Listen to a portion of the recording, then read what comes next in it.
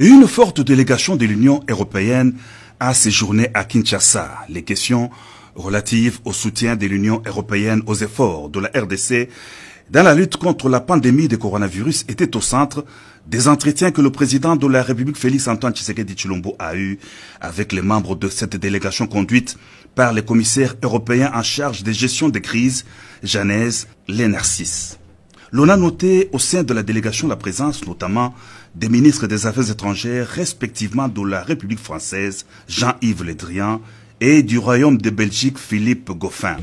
La situation humanitaire en RDC est préoccupante. 15 millions de Congolais ont besoin d'assistance pour éviter l'aggravation de la pandémie, a indiqué le commissaire européen qui a aussi soulevé la question de restriction des transports aériens limitant les opportunités d'acheminer les matériels et les personnels humanitaires.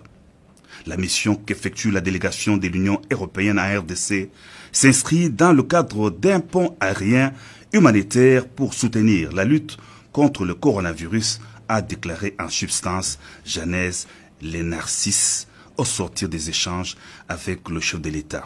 L'aménagement de Lumumba-Ville en territoire de Katako-Kombe à l'occasion des 60 ans d'indépendance de la RDC et des problèmes majeurs du Sankourou et de sa population ont fait l'objet des doléances soumises au chef de l'État par une délégation des députés de cette province. Selon le porte-parole de la délégation, l'honorable Christophe Lutundula, les élus du peuple du Sankourou ont demandé au chef de l'État d'appuyer les actions du gouvernement provincial face aux préoccupations majeures de la population relative notamment à la crise institutionnelle, à l'encadrement et au développement de cette contrée du pays. Les bureaux des communautés économiques de l'Union africaine étaient en réunion le jeudi 11 juin 2020, présidé par le chef de l'État sud-africain Cyril Ramaphosa.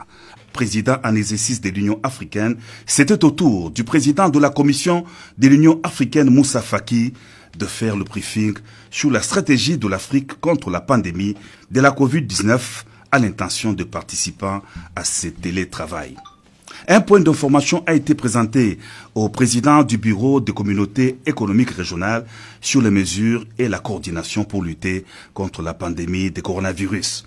Après discussion des sujets abordés au cours de la réunion, il a été présenté la voie à suivre et les recommandations sur la tenue de la 37e session ordinaire du Conseil exécutif et de la deuxième réunion des coordinations à mi-parcours.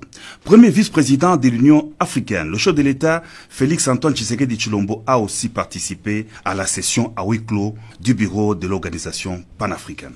Le bon fonctionnement des institutions de la République et les processus de désignation des nouveaux animateurs de la CENI ont été au centre de l'entretien que le président de la République, Félix Antoine Tshisekedi Tshilombo, a eu avec la présidente de l'Assemblée nationale, Janine Mabunda.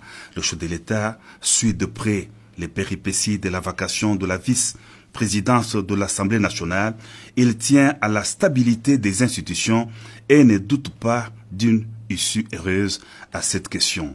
Le président de la République s'est dit également confiant quant à l'aboutissement heureux du processus de désignation de nouveaux membres de la Commission électorale nationale indépendante.